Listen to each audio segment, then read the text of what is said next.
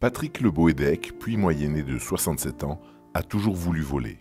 Parti de rien, il a fini par sauver des vies grâce à son hélico, puis traverser plus de 400 fois l'Atlantique aux manches des plus gros avions, cumulant près de 28 000 heures de vol.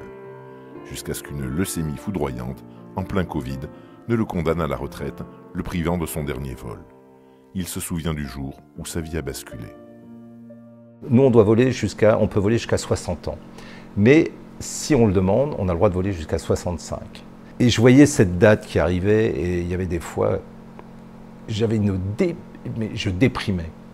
Je déprimais d'avoir cette deadline arrivée et d'avoir cette fin, quoi.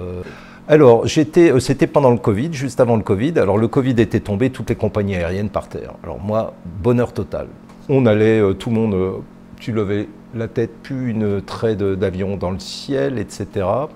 Le bonheur total. Dans mon optique, j'arrêtais pas de voler. Je peux même te dire, je me revois quelques jours avant que ça se déclenche. J'étais sur mon toit, parce que moi j'adore être sur le toit, et j'étais comme ça sur le toit, allongé, en train de prendre le soleil. C'est pour te dire, les gens en général, ils se mettent par terre et ils prennent. Moi j'étais sur mon toit, j'étais bien. Et j'ai étalé mon gravier, et puis 2 jours après, j'avais mal au dos, lumbago, etc. Je suis allé voir le docteur, on m'a donné des trucs, et puis ça allait toujours pas, et on a donné un peu plus fort. Ça passait pas, et puis je fais venir le SOS médecin, ils viennent ici, je leur raconte un peu le truc, ils me mettent sous morphine. Ils ont compris qu'il y avait quelque chose, ils m'ont pris tout de suite, ils m'ont mis dans un coin, prise de sang. 2 heures après, j'étais dans une ambulance.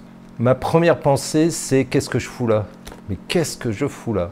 Et par contre, est-ce que je vais mourir ou est-ce que je vais voler? Alors, non, ça a été quand je me suis retrouvé devant le médecin à Poitiers et je lui ai dit, est-ce que vous pourriez me donner au moins 3 semaines de vie? Je voudrais régler mes problèmes. Mon dernier carnet de vol, j'écris présent carnet de vol, arrêté au total 2 suite à une leucémie aiguë survenue le 30 août 2020.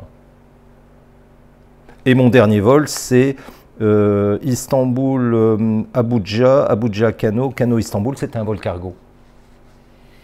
Et je ne savais pas que c'était mon dernier vol. On est là, on te dit, bon, bah, tu vas aller où? Ben, moi je commençais à choisir mes vols. Hein. Je disais à ma femme, bah, tiens, j'aimerais bien, ouais, New York, Montréal, et puis où est-ce que j'aimerais bien aller après?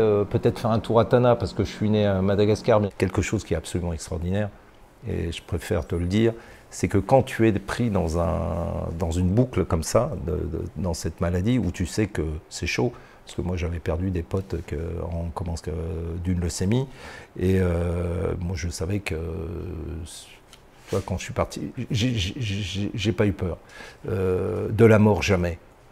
Ça a fait partie, et là encore c'est de l'égoïsme, j'étais là, punaise, qu'est-ce que j'ai bien vécu. Mon bonheur, comment t'expliquer ça? Mon bonheur, chaque vol, c'était, en 2 mots, c'était jouissif. Ça partait de la préparation des vols. Mon truc, moi, c'était piloter des avions. Je voulais de la puissance. Là, j'avais des moteurs, c'était fabuleux. Pas loin de 400 tonnes au décollage, du carburant, des passagers.